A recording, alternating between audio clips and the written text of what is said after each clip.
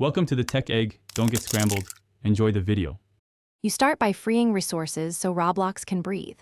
Close extra Chrome tabs and apps. This shrinks memory pressure and reduces swap usage. Once done, check storage and make sure at least 10% free space remains. Low storage forces slow disk I/O.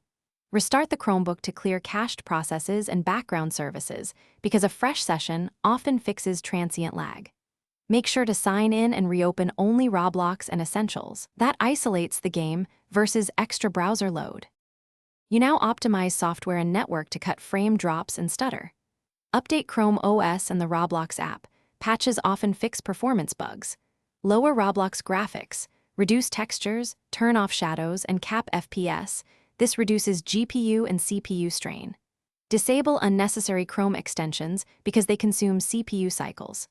Once done, prefer wired Ethernet or a 5 GHz Wi-Fi band for lower latency and fewer packet losses. Make sure background syncing and automatic updates are paused while you play.